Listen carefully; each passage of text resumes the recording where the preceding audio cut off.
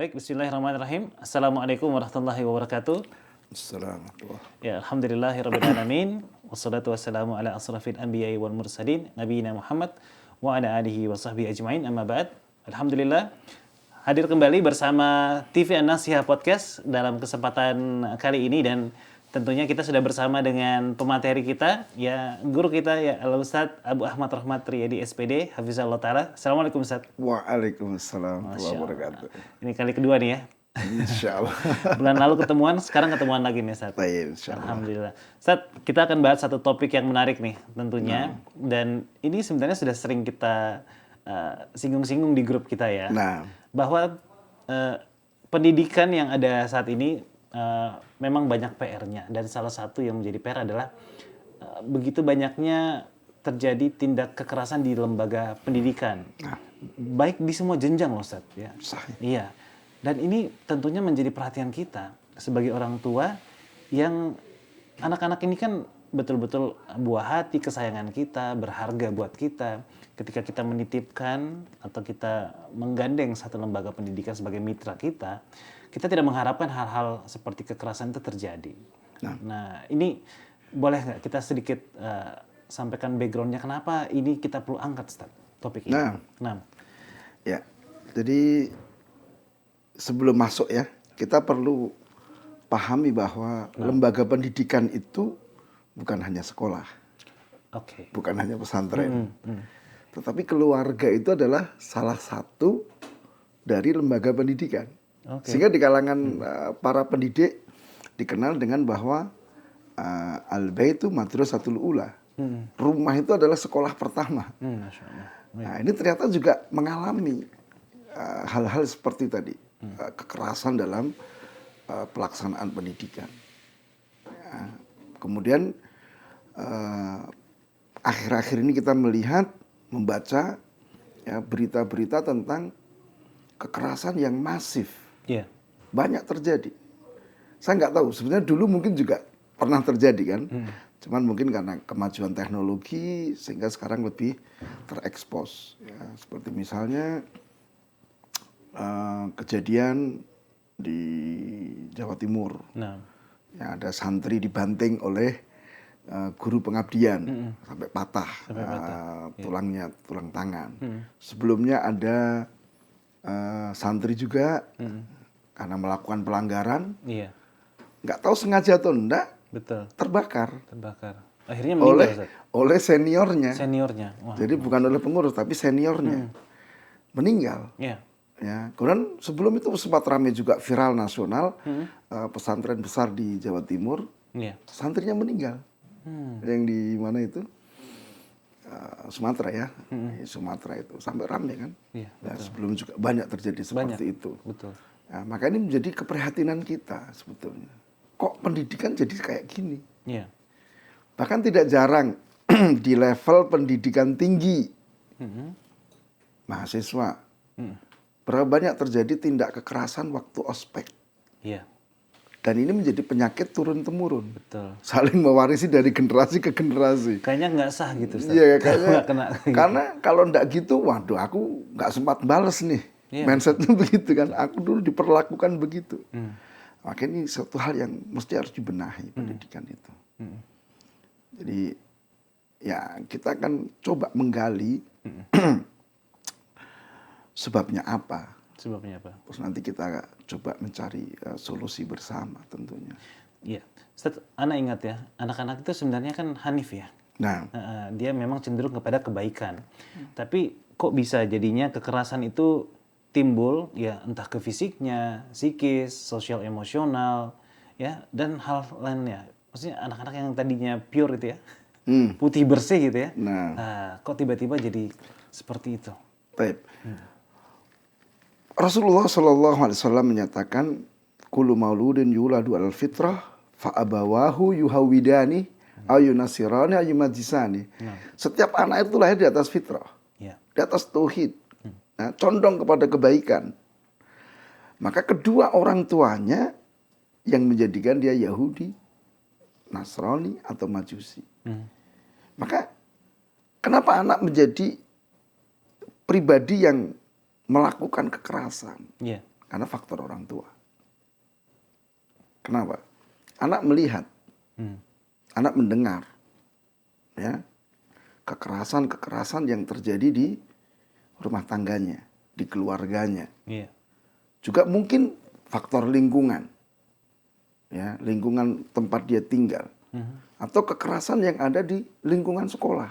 Nah, ini mempengaruhi sekali. Terlebih anak itu memiliki sifat meniru yang sangat kuat. Dan perlu diingat bahwa kekerasan itu bukan hanya fisik, Iya. tapi ada kekerasan verbal. Kata-kata gitu ya. Ya, caci maki, celaan, penghinaan. Ya, nanti ada kekerasan fisik, ya, pukulan, tendangan. Ada nanti apa? Kekerasan secara psikologis. Iya. Tekanan-tekanan, ancaman-ancaman. Ya. Nah, ini semua kan menumbuhkan jiwa yang tidak sehat pada anak. Sehingga ketika anak merasa punya kemampuan, dia mesti akan melakukan apa? Balasan kepada orang lain. Nah, ini yang mestinya harus kita perbaiki. Baik, baik. Nah, ini saya ambil satu contoh kasus ya, Ustaz. Anggaplah ada orang tua yang dia itu sangat keras di anak pertamanya misalnya, ya.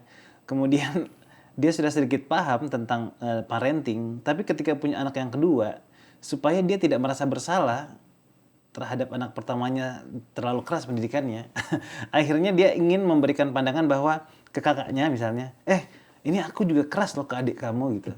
Ini sebenarnya diperbolehkan nggak sih? Ada perasaan seperti ini? Ya, jadi untuk menghapus kesalahan-kesalahan yang pernah kita lakukan, tentu tidak harus seperti itu. Ya, kita bisa aja melakukan tindakan-tindakan yang menunjukkan bahwa kita ada perubahan terhadap anak pertama. Ya. Kemudian kita tunjukkan kelembutan, kita tunjukkan kasih sayang. Maka si anak itu akan merespon dengan positif. Oh, ini ayah kok kayak gini, kok ibu jadi begini. Ada yang berubah. Ya, ada berubah gitu ya. Nah, ketika mereka mulai tanya, terangkan. Bahkan tidak ada jeleknya. Ketika kita meminta maaf kepada anak kita. Maafkan ayah, nak. Dulu ayah belum tahu cara ini. Ya, mudah-mudahan ke depan kita menjadi lebih baik dan sebagainya. Nah, tetapi hal ini jangan sampai menghilangkan kewibawaan.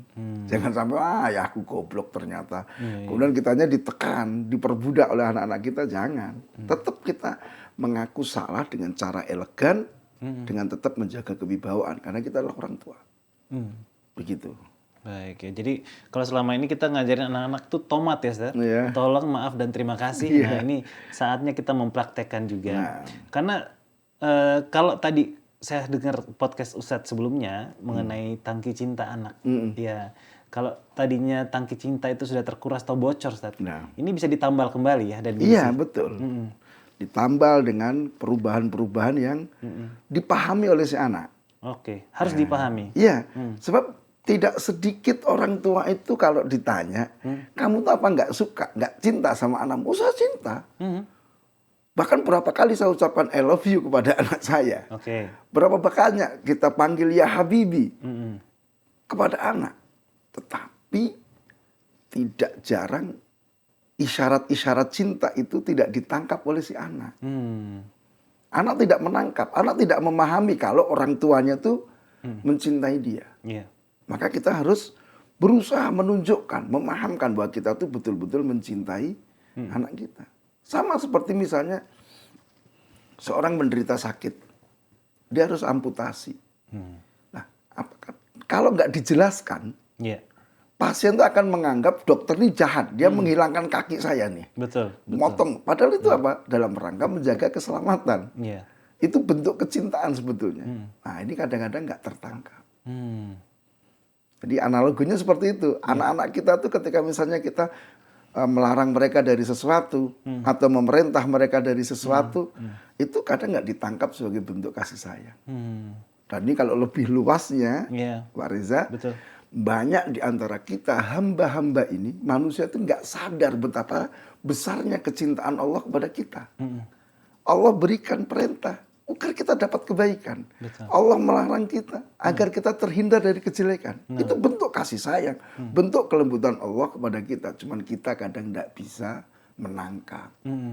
Baru ketika ada satu peristiwa, oh iya ya, Allah itu ternyata sayang banget sama saya gitu loh. Iya. Nah itulah mestinya orang tua berusaha untuk memahamkan sehingga anak betul-betul merasakan kecintaan, kasih sayang, kelembutan, kehangatan kita sebagai orang tua. Nah, Masya Allah, baik. Nah, Ustaz, terkait tentang kelembutan ya, kan ada hal-hal yang mungkin melanggar peraturan di sekolah misalnya. Atau anak-anak itu ya memang pada saat melakukan praktik ibadah, ya yang sudah diajarkan, kemudian dia kalau sholat misalnya berisik. Lalu diambillah jalan pintas bahwa kamu dibenarkan perilakunya dengan diberikan yang namanya punishment atau hukuman. Adakah kelembutan di dalam hukuman, Ustaz? Nah, ini gimana nih? Mungkin sebelum masuk ya. Nah, gimana, Ustaz? Salah satu prinsip pendidikan dalam Islam adalah dibangun di atas kelembutan. Allah mengutus Rasul itu kan sebagai mu'alliman muyassir. Sebagai seorang pengajar yang memudahkan. Kemudian di At-Taubah 128 itu Allah Ta'ala sifatkan tentang Rasulnya. Laqad ja'akum rasulun min anfusikum azizun alaihi ma'anitum harisun alaikum bil mu'minina ra'ufur rahim. Sungguh telah datang kepada kalian seorang Rasul dari kalangan kalian sendiri. Kalian kenal betul siapa dia. Sifatnya apa?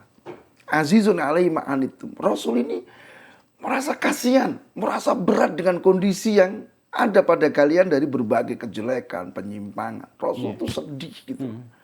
Dan Rasul itu harisun alaikum, sangat ingin untuk memberikan kebaikan.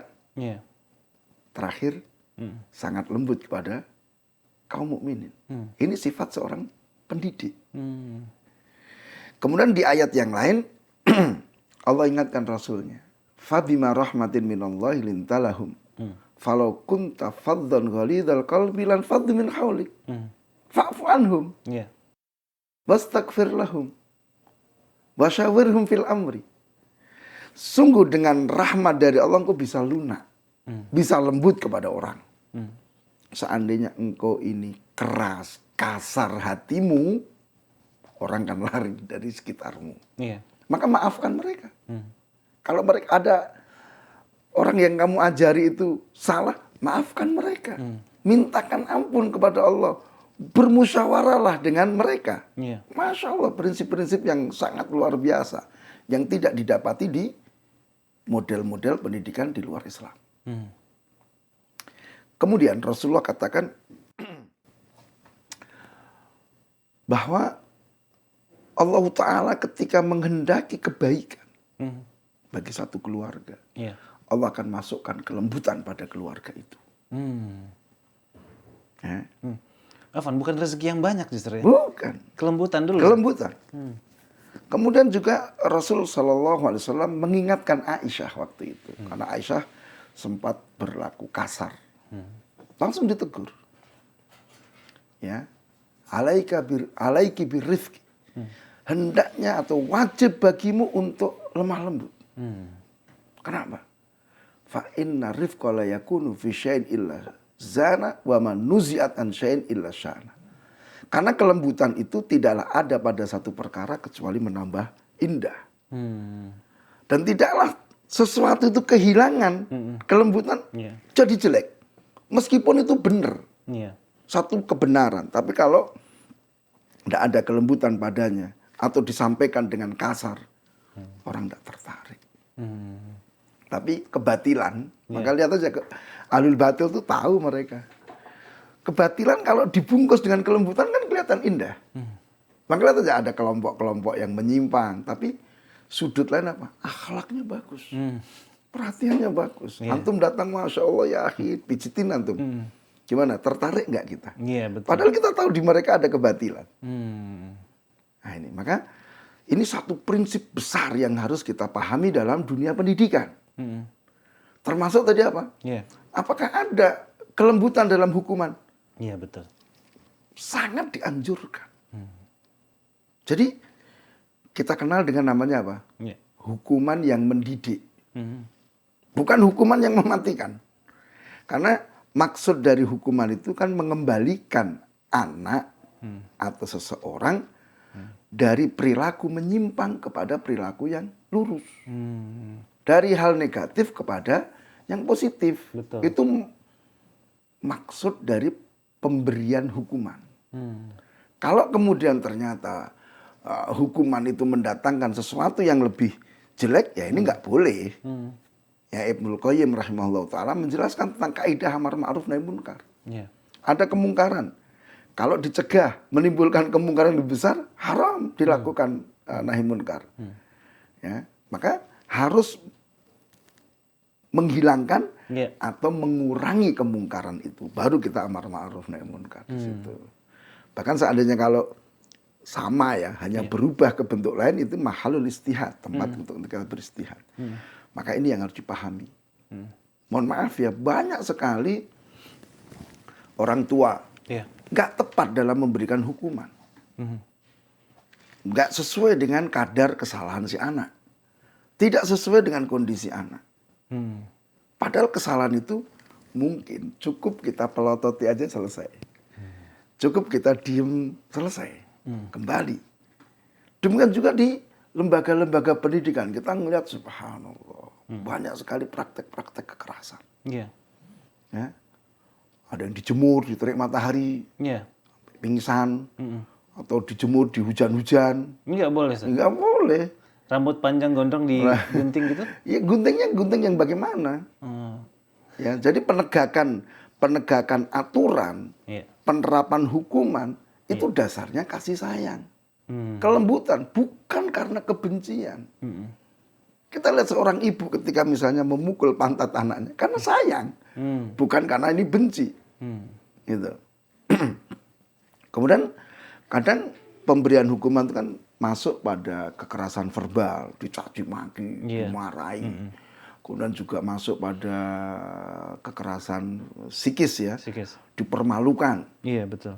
Ya, gundul. Wah, ini kan pelanggar digundul. Nah, ini sama teman-temannya Pak, ini narapidana ini misalnya. Betul. Napi pesantren ini. Nah, ini kan menumbuhkan trauma di kejiwaan anak. Dan ini mengganggu proses pembelajaran sebetulnya. Tapi Afwan, Ustaz, kadang ada juga anak-anak yang bangga dihukum, Ustaz. Ini saya loh. Ya itu makanya sebetulnya kita harus merunut akar masalah. Oke. Anak melanggar itu latar belakangnya apa sih? Mungkin dia nggak ngerti. Oke, betul. Masa nggak ngerti dihukum, ini kan dolim ini. Atau dia lupa. Lupa selesai, Allah maafkan. Iya. Atau tidak sengaja. Atau karena memang dia sengaja. Ngerti, sengaja dia melanggar. Iya. Ini pun harus didalami lagi. Motifnya apa? Kadang anak itu memang sengaja cari perhatian. Kayak tadi akhirnya apa? Dia memang cari perhatian supaya ini loh aku dihukum. Iya. Jadi hukuman itu tidak menjerakan dia, tapi justru membanggakan dia. Ini kan berarti penerapan hukuman yang keliru kan seperti ini. Betul. Nah, harus didalami dulu. Akar masalahnya apa, baru kita kasih solusi. Ini perlu dihukum atau tidak? Apakah ini cukup diarahkan, dinasehati, atau perlu sampai level mana? Ya ini jadi Rasul SAW itu Masya Allah luar biasa. Beliau pendidik yang luar biasa. Yang kita harus contoh beliau. Ada satu disertasi. Bagaimana Rasulullah mengatasi kesalahan-kesalahan para sahabat. Itu ternyata apa? Setelah dilakukan penelitian itu ada klasifikasi. Masya Allah ya. Dilihat dari sudut orangnya. Iya. Siapa nih yang dimana? Yang berbuat salah ini siapa? Iya. Orang yang berilmu atau orang yang belum berilmu. Contohnya Mu'ad bin Jabal yang nggak tepat dalam mengimami salat Isya. Iya. dibandingkan dengan badui yang kencing di pojok masjid. Kan beda, sikap Rasul beda, penyelesaiannya nggak sama. Iya. Klasifikasi dari sudut besar kecilnya kesalahan. Klasifikasi dari sudut sengaja atau tidak. Banyak banget sudut-sudut itu sehingga Rasul mendidik para sahabat sesuai dengan keadaan mereka. Iya. Tidak pukul rata. Maka dari sini mestinya kita sebagai pendidik, entah itu orang tua atau guru, ya tidak menyamaratakan penanganan Iya. terhadap kesalahan perilaku negatif yang dilakukan oleh anak-anak kita. Atau ada klasifikasi-klasifikasi itu. Masya Allah. Jadi seperti itu. Ada tingkatannya, Ustaz? Ada. Bahkan Syekh Muhammad Jamil Zainu, Nah. rahimahullah, beliau ini luar biasa loh. Dia nulis satu buku, Nida ilal murabbi wal murabbiyat li taujihil banin wal banat. Beliau tulis buku ini setelah 40 tahun sebagai guru. Masya Allah. Puas kan dia, Iya, pengalamannya luar biasa. Beliau sebutkan bahwa seorang guru yang baik, Iya. pendidik yang ingin sukses, hendaknya dia mengedepankan reward daripada hukuman. Lebih termotivasi anak-anak Iya, untuk reward. karena dengan reward itu anak termotivasi, anak bisa istiqomah, bahkan lebih meningkatkan perilaku positifnya. Kemudian kalau hukuman ini banyak sekali dampak negatifnya, mengganggu pembelajaran, menjadikan anak traumatik, ada kebencian antara kedua belah pihak dan seterusnya. Apalagi sampai hukuman-hukuman fisik. Tidak jarang berakhir dengan penyesalan di kantor polisi. Iya. Ya. Kemudian beliau jelaskan bahwa hukuman itu tidak harus hukuman fisik. Banyak banget hukuman-hukuman yang bisa diterapkan. Kita mendiamkan, Iya. kita memalingkan wajah, kita memberi nasihat, memberi pengarahan, melarang dari sesuatu. Misalnya anak itu dilarang tidak boleh main karena tadi pelanggaran misalnya. Itu juga sudah satu bentuk hukuman. Coba lihat anak kecil itu. Iya. Ketika dia diomongi sama ibunya, nggak nurut, ibunya diem. Anaknya ngomong, ibunya diem aja. Anaknya kan ngerengek-ngerengek. Betul. Ibu, gini. Minta maaf. Itu. Betul. Ya, itu kan satu bentuk hukuman sebetulnya, mendiamkan itu. Cuman kayaknya kalau nggak fisik itu kayak nggak mantep gitu loh. Sebagian mindsetnya kan begitu, sebagian guru. Maka ini harus diluruskan. Pendidikan Islam dibangun di atas kelembutan dan kasih sayang. Di antaranya mungkin Pak Reza pernah membaca di salah satu usul. Syekh itu mengawali kitabnya Pak. Setelah bismillah. I'lam rahimakallah. Ketahuilah semoga Allah merahmatimu. Apa penjelasan para ulama? Bentuk kasih sayang kepada murid-muridnya. Masya Allah. Di antaranya apa? Mendoakan. Dan itu diulang 3 kali loh di Salatul Rasul itu. Luar biasa. Rahimakallah. Ya, maka hendaknya kita banyak-banyak begitu. Ada murid perilaku negatif, yuk doakan kepada Allah Ta'ala. Tidak harus dihukum, doakan. Apa Ustaz? Ini kadang-kadang kalau saya balik ke rumah sendiri ya misalnya, ini anak-anak kalau pulang bajunya kotor, dia masuk dengan wajah yang capek mungkin ya. Terus kita langsung komentar, bajunya itu nggak benar mestinya Ustaz. Ya, mestinya nggak perlu seperti itu. Nggak perlu seperti itu. Biarkan dia kan senang dengan itu. Daripada hatinya terluka, yang itu akan menimbulkan trauma berkepanjangan. Iya. Ya sudah lah, baju kotor kita punya mesin cuci aja kok. Bawa ke laundry itu murah. Untuk mengobati hati itu mahal. Mahal Ustaz. Mahal. Iya benar. Biarkan semua, Masya Allah, anak ayah itu cakep bajunya, Masya Allah. Dengan cara yang seperti itu, bukan baju kotor begitu. Nah, tapi dengan kakimu tuh. tapi dengan cara yang memang anak tidak tersinggung, anak merasa nyaman aja ketika ditegur itu. Gitu. Oke. Jadi kelembutan. Jadi bukan berarti kelembutan itu lebay, Iya. abai.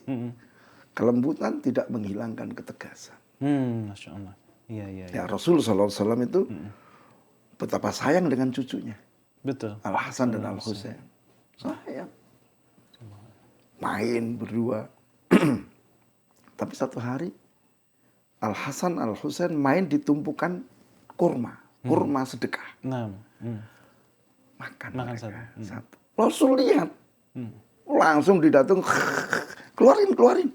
Apa kamu nggak ngerti keluarga Muhammad nggak boleh makan sedekah? Tegas. Masya Allah. Nah, cuman ketegasannya itu bukan berarti kasar. Iya. Nggak boleh. Ya, ini dilarang. Tapi tidak sampai kasar. Kenapa? Karena sekali lagi ilmu, Ya. pengarahan, nasihat tidak akan bisa diterima kalau disampaikan dengan kasar. Jangankan anak-anak, kita pun nggak mau nerima. Betul. Ya, coba kalau disampaikan dengan kata-kata yang kasar, kamu ini udah gede, gitu aja nggak ngerti. Kalau ini, kalau terima. Ini nggak boleh ya? Nggak boleh. Nggak boleh ya, Masya Allah. Jadi kelembutan itu Masya Allah sebetulnya satu hal yang mesti harus kita terapkan. Karena inilah tuntunan dari syariat kita. Iya. Allah Ta'ala itu betapa lembut dengan hambanya. Dia panggil, ya ibadi, wahai hamba-hambaku. Kan dinisbatkan kepada dirinya. Iya. Para rasul, ya qaumi, wahai kaumku. Ya, sampai ada satu tulisan tesis. Iya, Ustaz. Tesis judulnya Mabda'ur Rifqi fi ta'amuli ma'al muta'alimin. Prinsip kelembutan dalam berinteraksi dengan siswa. Oh, Masya Allah, itu puas kita baca di situ. Masya Allah. Ya, contoh-contohnya, dasar-dasarnya. Nah, ini yang kadang nggak dipahami. Sebenarnya banyak referensi kita, Ustaz ya. Nah, Iya. betul. Cuman mungkin belum terakses saja sama Iya. orang tua dan pendidik ini. Itulah pentingnya kita belajar. Nah. Ya, orang tua perlu sekolah lagi. Ya kan? Perlu sekolah untuk menjadi orang tua. Karena ya mohon maaf ya, mayoritas orang tua itu ketika mereka menikah tidak dibekali dengan pendidikan anak. Enggak. Sering kita lihat kan. Betul. Mereka nikah aja. Oke, ada kesadaran sebagian orang. Iya. Sehingga dibuka kursus apa itu? Pranikah, Ustaz. Kuliah pranikah. Nah. Tapi materinya selesai di adab malam pertama. Tidak sampai ke bagaimana memelihara, mendidik anak. Tidak sampai ke situ. Ya. Sehingga ya akhirnya terjadi apa yang terjadi. Mereka hanya mengandalkan pengalaman ketika dididik oleh orang tuanya. Iya. Padahal zaman berubah. Betul. Belum tentu semua yang diajarkan oleh orang tua kita itu tepat, benar. Gitu loh. Nah, ini perlu kita sekolah sekali lagi. Kemudian para pendidik sebetulnya ya guru-guru itu mesti sudah ada. Kalau dia seorang guru yang menempuh pendidikan sebagai seorang guru, pasti ada dapat materi tentang apa?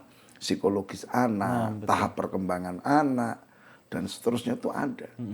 Nah, yang jadi problem ini adalah guru-guru yang tidak memiliki pendidikan seperti itu. Ya, bahasa kerennya apa? Guru yang tidak linier. Iya, betul. Gitu. Iya, betul. Nah, itu akhirnya banyak sekali kan kekurangan-kekurangan di kompetensi pedagogi. Iya, Sehingga pengajarannya gitu ya. muncul kekerasan-kekerasan, verbal ataupun non-verbal. Nah, Masya Allah. Nah, ini yang mestinya harus kita perbaiki. Iya. Dan Ustadz kan cerita ya, ada 4 kompetensi ya, pedagogik, profesional, pribadi, dan sosial. Nah, itu penting banget ya untuk pendidik. Harus. Dan itu ketentuan pemerintah. Betul. Ada di undang-undang guru dan dosen kan. Nah, kalau itu kita bawa ke ranah keluarga, Ustadz. 4 kompetensi itu dimiliki orang tua nggak? Harusnya. Harusnya, Ustadz ya. Iya, harusnya. Ya. Orang tua kan harus memiliki kepribadian yang baik, harus bisa menjadi teladan, memiliki kasih sayang, dia harus bisa berkomunikasi, dia harus menjalin interaksi dengan lingkungan secara baik. Kemudian keilmuannya juga kokoh, mendalam, terus dia ngerti bagaimana cara mendidik. Ya, sering saya katakan misalnya, berapa banyak orang tua tuh bingung ditanya tentang masalah keimanan yang terkait dengan iman. Kenapa? Karena sudut kompetensi profesionalnya kurang. Secara konten dia nggak menguasai. Secara pedagogi dia nggak ngerti cara menyampaikan. Bagaimana cara menjawab. Jadi misalnya materi tauhid untuk anak TK, anak SD kan beda. Betul. Nah, ini orang tua kalau nggak punya kompetensi pedagogi dia nggak tahu. Anaknya diajari sampai level apa. Nah, ini. Sehingga yang terjadi adalah kekerasan di situ. Ya, anak ditekan. Anak dibebani dengan sesuatu yang belum waktunya. Di luar kemampuan dia untuk mengangkatnya. Iya. Sehingga anak ditekan. Sehingga anak nggak bisa berkembang. Iya. Atau perkembangannya terganggu. Maka ya tadi sekali lagi, satu prinsip ini Masya Allah. Nah. Kalau betul-betul diterapkan Iya. dalam proses pendidikan, ini akan membawa kebaikan yang luar biasa. Karena Rasul yang ngabarkan. Betul. Masya Allah. Cuman ya tadi, seorang guru harus betul-betul memiliki kompetensi kepribadian. Harus sabar. Sabar. Bayangin kita ngadepi anak-anak yang Iya. mungkin nakal dalam tanda petik, diajari nggak bisa-bisa dan seterusnya. Iya. Ini kan butuh kesabaran. Bagaimana untuk kita menahan diri, tidak marah, tidak kasar, kan gitu. Kadang kita udah ngerti teorinya tuh kita harus lembut, kita harus hangat, Iya. tapi kita dihadapkan pada satu kenyataan Iya. yang kadang memancing emosi kita. Betul. Nah, sekarang bisa enggak kita kendalikan diri kita? Nah, ini kalau sesuatu itu belum menjadi prinsip kebiasaan kita, sulit kan? Nah, itu makanya. Ustaz, Yana jadi kepikiran nih. Satu kelas kan kadang-kadang tuh anak murid itu bisa belasan bahkan puluhan ya. Iya. 20-an lah idealnya. Dan tenaga pengajarnya cuma satu. Dan rentang penyerapan anak-anak itu berbeda-beda. Nah. Ya. Kemudian psikologis mereka berbeda-beda. Nah, Apakah memang akan bisa efektif ya pembelajaran itu di saat anak-anak itu punya kemampuan yang bervariasi, dan gimana cara terbaiknya supaya tujuan pendidikan itu ya ibaratnya nggak anak-anak tuh betul-betul berkembang gitu loh. nah, jadi salah satu kompetensi yang tercakup dalam pedagogi, seorang guru harus mampu merencanakan pembelajaran yang menampung semua kebutuhan siswa. Mengenal karakteristik peserta didik juga itu ya. Iya. Nah. Jadi misalnya nih, kita mengenal gaya belajar anak-anak. Kan ada teorinya itu auditori, visuali, kinestetik. Maka seorang guru harus bisa merencanakan pembelajaran yang memenuhi 3 gaya ini. Ya, maka dia buat misalnya pakai video. Iya. Ya kan, itu kan mewakili semuanya kan. Membuat ada slide. Nah, itu kan mewakili semua gaya belajar itu. Kemudian pembelajarannya aktif. Iya. Nah, cuman sayangnya kan tidak semua guru punya kemampuan itu. Maka sebetulnya pemerintah ini Masya Allah, ya, dengan program-programnya itu secara teoritis bagus sekali. Misalnya ada guru penggerak ini, mereka kan di-upgrade kemampuannya itu. Iya. Ya ibaratnya mereka harus belajar lagi selama 9 bulan. Awalnya ya angkatan 1, 2, 3 itu 9 bulan. Kemudian di angkatan berikutnya diringkes jadi 6 bulan. Iya. Itu tiap hari loh mereka itu. Belajar online, seminar, kemudian ada waktu-waktu ketemu. Itu mereka rasakan sekali. Meningkatkan, mengasah kemampuan kompetensi pedagogi mereka. Masya Allah. Sehingga pembelajaran itu lebih kreatif, lebih inovatif, tidak monoton. Betul, betul. Dan seperti itu. Ini kayaknya seru ya, Ustaz, kalau ada lomba micro teaching, tapi pengajarannya tauhid misalnya, gitu. Iya, harus. Dilombain gitu ya, dengan media-media pembelajaran gitu ya. Nah, itu yang kita lakukan sebetulnya di Islam. lembaga ya, di lembaga Pusdiklat ya. Nah. Ya, Pusdiklat Islam itu menyelenggarakan pendidikan seperti itu. Ya, jadi kita ajari bagaimana Rasulullah SAW mengajar, bagaimana Rasulullah menerangkan sesuatu, menjelaskan sesuatu. Nah, kemudian kita minta teman-teman itu mempraktekkan materinya dari buku tauhid yang mereka ajarkan, buku fikih yang mereka ajarkan. Jadi seperti itu. Sehingga dengan kemampuan guru yang cukup, maka kekerasan-kekerasan itu akan hilang. Kenapa? Karena dengan kompetensi itu guru paham, oh ini anak TK. karakternya seperti ini. Oh ini anak kelas 1 karakternya seperti ini. Oh ini kelas 2 karakternya seperti ini. Sehingga dia bisa bersikap bijak. Iya. Tapi bagi yang tidak paham, oh ini anak kok disuruh diem memperhatikan nggak mau. Ribut aja. Iya. Marah, emosi akhirnya. Terjadi kekerasan. Nah, maka kalau kita kembali ke topik ini, kalau kita lihat kasus-kasus yang ada, memang ada kekurangan di situ. Iya. Dari pengelola ataupun orang-orang yang ya warga di situ. Masya Allah. Jadi kenapa sampai misalnya dibanting? Itu kan ustadz muda yang melakukan. Kemudian yang tadi membakar itu kan seniornya. Jadi secara kompetensi kepribadian ya memang belum matang. Betul. Mereka baru saja selesai. Mereka sama-sama remaja, sama-sama masih labil gitu kan. Betul. Sehingga ketika menangani masalah itu pengennya ya cepet, simple. Iya. Tapi berhasil, sudah pukulin aja. Dan itu memang psikologinya mereka Iya. di tahap perkembangan itu. Iya. Nah, ini harus diatur, harus dididik. Sehingga kita berharap mereka yang meskipun usianya 18, 19, itu sudah mapan dari sudut emosionalnya, kejiwaannya.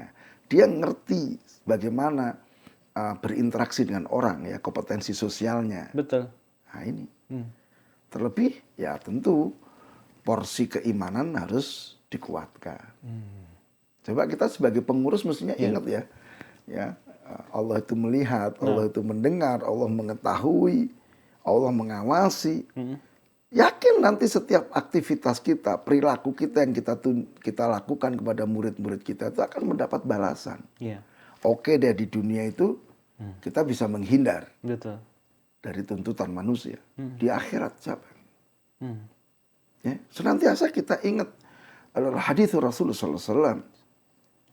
Atadruna mal muflis. Tahu nggak siapa kamu? Orang yang bangkrut itu. Sahabat yang mengatakan orang yang nggak punya harta Rasulullah. Yeah. Dulunya kaya sekarang miskin itu bangkrut. Enggak. Orang bangkrut itu orang yang datang pada hari kiamat dengan membawa pahala dia yang banyak. Pahala, sholat, sedekah dan sebagainya. Tapi sampai di hadapan Allah datang orang menuntut, ya Allah fulan memukul saya. Saya nggak salah. Diambil pahalanya diberikan kepada orang yang dipukul. Ya Allah fulan mencaci maki saya. Saya nggak salah. Diambil. Terus sampai habis pahalanya. Sudah gitu udah habis masih ada lagi orang yang menuntut. Ya kan? Akhirnya dosa orang yang menuntut diberikan, ditransfer ke dia untuk ditanggung. Bangkrut bener Ustaz. Ya bangkrut, bener-bener. Nah ini harus mestinya kita hati-hati. Murid kita banyak. Berarti kemungkinan untuk terjadi kezaliman itu besar. Kita nggak bisa bayangin lah bagaimana kalau murid kita itu nuntut semua gimana. Wah ini ngeri juga ya. Ya makanya kita kan harus tadi, coba kita lembut lah. Anak-anak kita itu sebetulnya tadi, dengan kondisi mereka yang hanif, itu cukup diarahkan, cukup dinasehati. Itu insya Allah sudah kelar kok. Ya. Anak berbuat salah jatuh pada penyimpangan, hal yang wajar. Kullu bani Adam khata'. Yang tidak kita tolerir adalah apa? Keterusannya. Orang jatuh salah, wajar, sifat manusia. Tapi kalau kemudian terus salah itu yang tidak bagus, itu yang salah, itu yang kita tidak terima. Maka yuk lakukan penanganan dengan penuh kelembutan. Lihat Rasul SAW. Sahabat itu kan kadang melakukan kesalahan besar. Tapi Rasul mensikapinya dengan kelembutan. Ya. Tadi Badui yang kencing di pojok masjid. Betul. Dipanggil. Ini masjid. Untuk sholat, untuk baca Quran, untuk zikir. Nggak boleh untuk dikotori. Terima kok. Terima. Pemuda yang minta izin untuk berzina. Diajak dialog oleh Rasul. Selesai kok. Nah kalau sahabat kan dalam 2 kejadian kan marah. Badui kencing kan mau dipukul. Ya. Terus pemuda yang datang, wah ini pemuda gila ini, ngawur ini. Masa minta izin untuk zina? Iya. Tapi Rasul sini dengan penuh kelembutan diajak dialog, selesai urusannya. Maka yuk ketika ada anak-anak kita bermasalah di rumah atau di sekolah, kita ajak dialog yang baik, yang tenang, hangat, ya tunjukkan kenyamanan pada mereka, ya bahwa kita tuh sayang dengan mereka, Iya. ya bahkan kalau perlu ya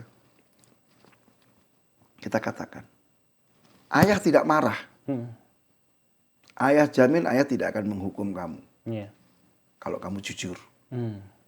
Anak kan terbuka. Betul. Dan kita betul-betul Iya, tepati itu. tepati. Tapi kan kebanyakan kita coba lihat, ketika ada santri melakukan kesalahan, ada terjadi misalnya pencurian Iya. atau bolos keluar pondok tanpa izin, modelnya apakah dialog yang hangat? Interogasi, Pak. Itu gak sih? Interogasi. Kayak kriminal gitu. Iya. Nah, dengan ancaman bawa tongkat. Kamu kemarin kemana? Wah, itu kan Secara visual udah ngeri, Ustaz ya? enggak, kadang di ruang khusus, tapi kan itu kekerasan verbal, kekerasan fisik, psikis, Psikis, iya maksudnya. ancaman. Nggak ngaku tak pukul loh kamu. Nah, kadang akhirnya anak itu justru defense. Berbohong untuk ya keselamatan berbohong dia. untuk keselamatan. Dan subhanallah tidak sedikit pengurus itu senang dengan dibohongi. Ada yang mau gitu? Iya, jadi kalau murid ini ngomong jujur nggak percaya. Tapi kalau ngomong bohong, iya diterima, itu yang diterima. Pengen Ini denger- kan aneh. Mau denger yang baik aja mungkin. Iya, jadi pengennya ngaku aja. Ngaku aja. Gitu. Nah, ini kan nggak bener. Ini kekerasan yang harus. Jadi kadang perilaku-perilaku negatif anak Iya. itu lebih sering muncul karena adanya kekerasan tadi. Kekerasan verbal ataupun non-verbal. Iya. Seringnya begitu. Jadi ya yuk kita perbaiki. Artinya kita para pendidik, orang tua, guru, sivitas sekolah, itu harus betul-betul kembali kepada prinsip-prinsip pendidikan Islam. Yang salah satunya adalah prinsip kelembutan ini. Kelembutan. Iya, Baik, Ustaz. insya Allah seperti itu. Baik, Ustaz. Nah, sekarang kalau gini kondisinya, anak kita itu dihadapkan pada tindak kekerasan. Entah dia yang dikerasi atau dia melihat tindak kekerasan di sekolahnya. Nah, bagaimana caranya kita menanamkan prinsip kelembutan itu ketika mereka Salah satu hadis yang dikenal dengan silsilah awaliyah. Nah, Artinya hadis yang diriwayatkan oleh perawi-perawi hadis sebagai hadis yang pertama kali dia dapatkan dari gurunya. Ya, hadis yang pertama kali dia dapatkan dari gurunya. Itu apa? Ar-rahimu yarhamuhumur rahmah. Irhamu man fil ardi yarhamkum man fis sama. Orang yang lembut, orang yang kasih sayang akan disayangi oleh Ar-Rahman. Maka sayangilah yang ada di muka bumi, yang di atas langit akan menyayangi kamu. Masya Allah. Ini yang pertama mereka riwayatkan. Dari gurunya, dari gurunya, dari gurunya. Ini tanamkan. Tadi juga Allah itu, kata Rasul SAW, Allah itu akan memberikan kepada kelembutan apa yang tidak diberikan kepada kekasaran. Kemudian ceritakan kisah-kisah. Bagaimana Rasul SAW, kelembutan beliau, kasih sayang beliau. Beliau di Taif ya pernah ditanya, Rasul pernahkah Anda mengalami kondisi yang paling menyedihkan dalam dakwah ini? Betul. Iya. Sepulang saya dari Taif. Nggak diterima, dilempari pakai batu sampai kakinya berdarah.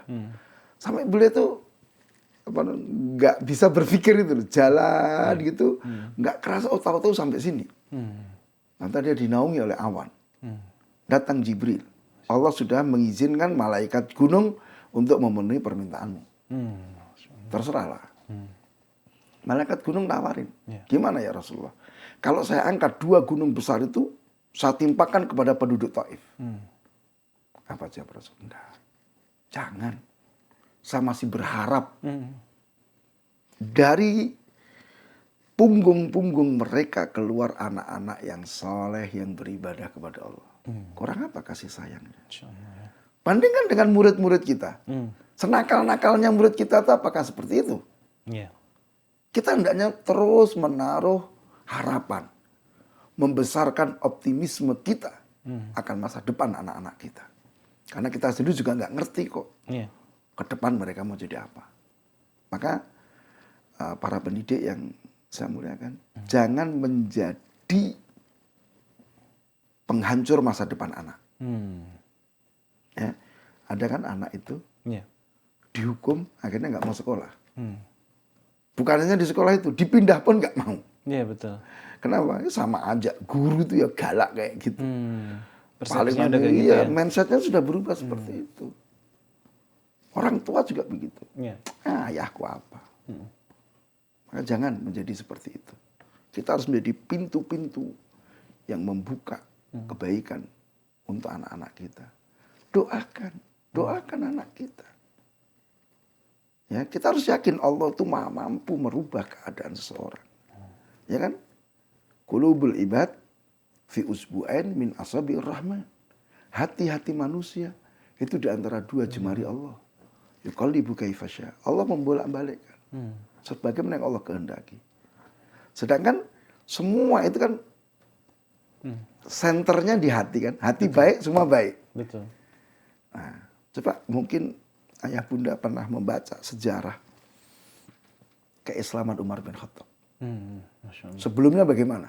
Orang yang paling saya benci, orang yang paling ingin saya bunuh adalah Muhammad. Tapi Rasul doakan, ya Allah kuatkan Islam wal muslimin dengan salah satu dari dua Umar. Masya Allah. Ternyata Umar bin Khattab yang dipilih. Berubah. Jadi menyatakan orang yang paling saya cintai, orang yang paling saya ingin bela, Muhammad SAW. Jadi nggak bisa disepelekan doa ini, Ustaz ya? Iya, itu termasuk bentuk kelembutan kita. Masya Allah. Ya, bentuk kelembutan, kasih sayang seorang pendidik kepada murid, kepada anak itu diantaranya dan doa. Ya, di samping tentu tadi apa? Interaksi, Iya. kalimat-kalimat yang baik, kan gitu. Ya, menempuh sebab-sebab yang itu juga. Iya, Ustaz. terus. Cuman doa aja tapi nggak ada perubahan perilaku sama aja nih, Iya, berarti. iya. Oh, Masya Allah. Baik, Ustaz. Mungkin terlepas dari topik kita hari ini, Ustadz kan sering sekali ya bolak-balik ke Makassar gitu ya. Nah, kalau boleh dijelaskan mungkin kepada pendengar kita yang nonton live ini, Ustadz itu di sini posisinya sebagai apa, Ustadz? Kalau di Ya, lembaga dakwah. jadi di Makassar ya. Nah, Jadi saya diamanahi saat ini sebagai ketua Pusdiklat ya, Pusat Pendidikan dan Pelatihan di Yayasan Isalam. Isalam. Nah, Isalam itu kantor pusatnya di Makassar. Gitu. Baik. Kemudian kita juga diminta membantu di markas dakwah. Iya. Ya. Kemudian diminta bantu juga di beberapa lembaga pendidikan yang ada di Makassar dan sekitarnya. Sehingga ya seperti itulah aktivitas kita, kadang sebulan sekali lah kita ke sini ke Makassar ya. Atau kalau enggak ya mungkin lewat online ya kita koordinasi dan seterusnya. Jadi itu aja Pak, apa namanya, sehingga kalau ini kenapa sering muncul orang ini di Makassar ya. Iya, iya. Sering muncul di radio dan sebagainya. Ya, emang kita seperti itu. Masya Allah. Dan yang paling dikenal brandnya Ustadz adalah sebenarnya sekolah orang tuanya ini, Ustadz. Nah, Iya. Ini alumni udah berapa nih, Ustadz? Kalau yang sekarang ikut kelas-kelasnya gitu, Ustadz pernah itu nggak, Ustadz? jadi dulu ada di Solo ya. Nah, Solo ini sudah nggak jalan. iya. Ya. Kemudian yang kedua di Semarang. Ya, Semarang itu berhenti karena pandemi. Betul. Itu offline, Ustadz? Offline. Oh, nah. Jadi dulu semua offline. Offline ya? Ya, cuman kemarin sudah ketemu sama pengurus, ya, insya Allah kita akan mulai kembali yang di Semarang. Baik. Kemudian ada sekolah orang tua di Anas. Anas ya? Ya. Itu bahkan kalau di Anas itu wali muridnya diwajibkan harus ikut. Anaknya sekolah? Anak sekolah, gurunya, orang tuanya wajib sekolah orang Masya tua. Allah. Ada SPP-nya mereka. Oh gitu, Ustadz? Nah, diinkludkan dengan SPP anaknya. Nah ini penting, Ustadz ya? Sinergi antara sekolah dan orang tua nih. Iya betul. Nah. Karena kalau enggak nanti capek kita. Capek. Kita udah ajarkan baik-baik, di rumah dikotori sama orang tuanya. Kayak laundry itu. Kayak laundry itu yang Iya. Ya, atau sebaliknya, Iya. apa yang diinginkan oleh orang tua nggak tercapai di sekolahannya. Ya, kemudian kalau di Anas ini kita ada 3 kelas, Pak. Nah, gimana? Karena kita kan ada kurikulumnya kan, ada kurikulum, sehingga setiap tahun ajaran baru berarti kan masuk orang tua baru. Betul. Ini nggak bisa digabung dengan yang lama. Dia harus bukan ulang, dia harus mulai dari materi awal. Materi awal. Nah, adapun yang sudah angkatan sebelumnya ya dia jalan aja terus. Jadi saat ini ada 3 kelas. 3 kelas ya, Masya Allah.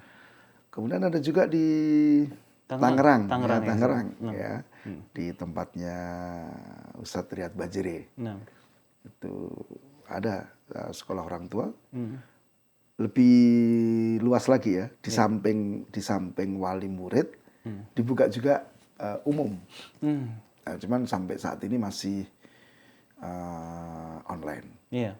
Jadi online itu nanti ada link-link yang disediakan, nanti ada link untuk peserta umum, artinya bukan sivitas dari Al-Aslain, gitu. Kemudian kita ada juga di radio ya, Radio Nasihat. Nah, betul. Setiap Ahad itu. Ya.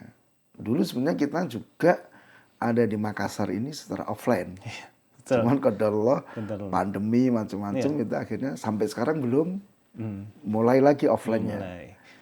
Ya, tapi insya Allah lah rencana kita sudah ada bisikan-bisikan begitu Pak Rizwan.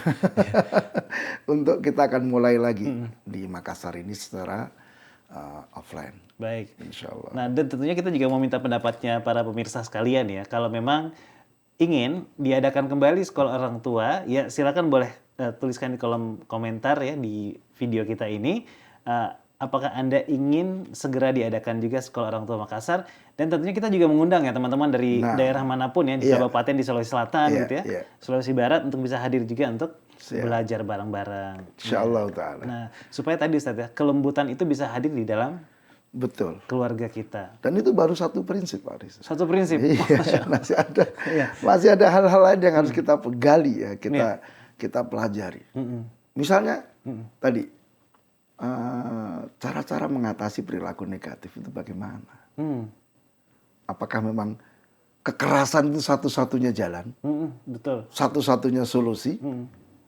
Atau ternyata masih banyak alternatif? Itu. Maka seorang yang hanya mengandalkan hukuman itu sebetulnya adalah orang yang mengakui kelemahan dirinya, bahwa dia nggak mampu menggunakan metode lain.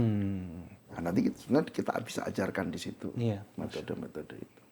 Ini luas banget sebenarnya Ustaz ya. Kalau bicara pendidikan anak sendiri sudah punya 2 anak sekarang, terus sudah menikah sudah 10 tahun lebih ya.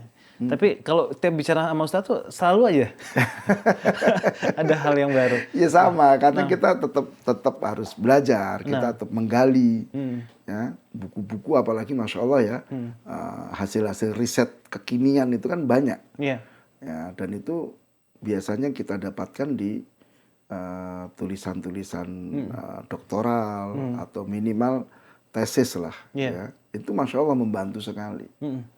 Untuk memahami pendidikan ini. Iya. Ini para pemirsa ya, kalau ada yang sudah pernah mempraktekkan ilmu dari Ustadz, baik mengenai materi kita kemarin ya, kayak tarbiyah imaniyah, kemudian bagaimana membuat sarana pembelajaran dengan rihlah misalnya. Kalau ada yang punya testimoni, kita pengen dengar dong ya, adakah perubahan sikap dari anaknya? Karena ini jarang Ustadz ya, kita nggak pernah dapat feedbacknya nih. Ya, jadi itu bisa ya nanti ditulis ya, ditulis di kolom komentar. Sebenarnya kalau di kegiatan sekolah orang tua yang offline itu mesti ada begitu. Oh gitu Ustaz. Jadi ada testimoni. Testimoni. Nah itu dan dia. itu ada penugasan. Jadi misalnya bulan ini, bulan Februari kita adain. Kita sampaikan satu materi, satu penugasannya apa? Praktekkan teori ini 1 bulan ke depan. Masya Allah, baik. Terapkan di keluarga, terapkan kepada anak. Pertemuan berikutnya laporin. Lapor. Apapun hasilnya. Jangan putus asa. Oh ternyata nggak ngefek Ustadz. Ya itu belum. Iya. Pengennya langsung berubah gitu ya. Iya, butuh waktu kan. Betul. Nah, seperti itu. Jadi ini menarik banget ya, kalau orang tua juga bisa saling sharing kepada orang tua yang lainnya. Betul. Iya. Jadi kalau di offline itu kadang ada juga ya forum diskusi grup Iya, oke. ya. Jadi kita bentuk kelompok-kelompok kecil gitu ya. Ya sampai 5 atau 10 orang sudah diskusikan mereka apa yang ada pada mereka. Kita kasih kasus, silakan diskusikan. Nanti presentasi. Iya.